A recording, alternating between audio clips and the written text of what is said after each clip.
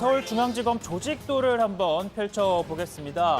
이렇게 4차장까지 있고요. 3차장 산하에 1, 2, 3, 4, 이 4개의 특수부가 있죠. 자, 특수 2부는 조국 장관과 관련한 대대적인 압수수색을, 그리고 특수 4부는 삼성 이재용 부회장을 겨냥한 압수수색을 진행했습니다. 자, 검찰 오늘 조국 장관의 자택을 압수수색했죠. 이 검찰이 현직 법무부 장관의 자택을 압수수색한 건 처음 있는 일입니다. 자, 혐의를 입증하지 못한다면 검찰로서는 상당한 부담을 떠안을 수밖에 없는데요.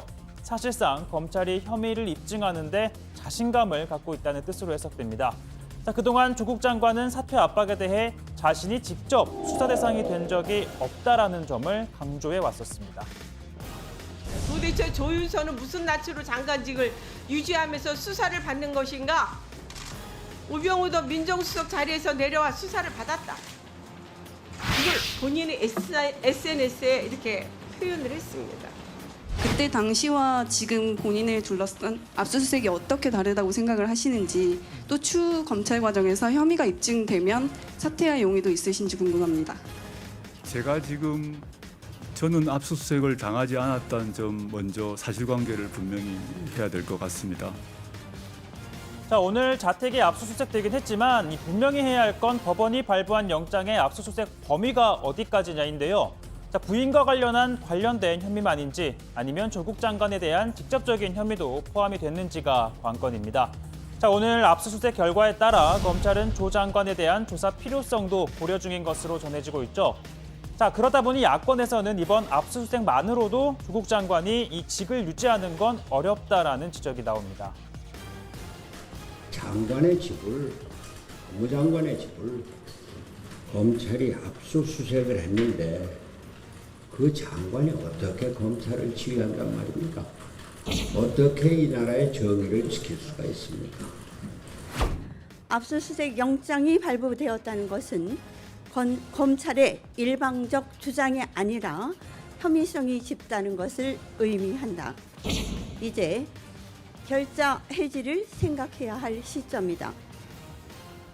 검찰은 또 자녀들의 입시 의혹과 관련해서도 오늘 동시다발로 압수수색을 벌였죠. 이화여대, 연세대, 아주대, 충북대 등입니다. 자, 먼저 이대는 딸의 대학 입학 과정을 살펴보기 위해서고요. 그리고 다른 세 학교는 모두 아들이 로스쿨을 지원했던 곳이고, 또 연대대학원이 현재 재학 중인 곳이기도 합니다. 자, 조 장관 자녀는 모두 서울대 공익인권법센터에서 인턴 증명서를 발급받았는데요. 검찰은 위조 여부를 확인하고 또 이게 입시에 쓰였는지 조사하고 있습니다. 자, 일각에서는 당시 센터장이었던 한인섭 교수가 검찰 조사에서 나는 증명서를 발급한 적이 없다라는 취지로 진술을 하고, 또 조 장관 자택 컴퓨터에서 증명서 파일이 발견된 점 등을 지적하며 위조됐을 가능성이 크다라는 의혹을 제기하기도 했는데요. 이에 대해 조 장관 강력하게 반발했습니다. 서울대 공익인권법센터 인턴십 관련 서류를 제가 만들었다는 오늘 보도는 정말 악의적입니다. 법적 조치를 취할 것을 심각하게 고민하고 있습니다. 저희 아이는 공익인권법센터에서 인턴을 했고 센터로부터 증명서를 발급받았습니다.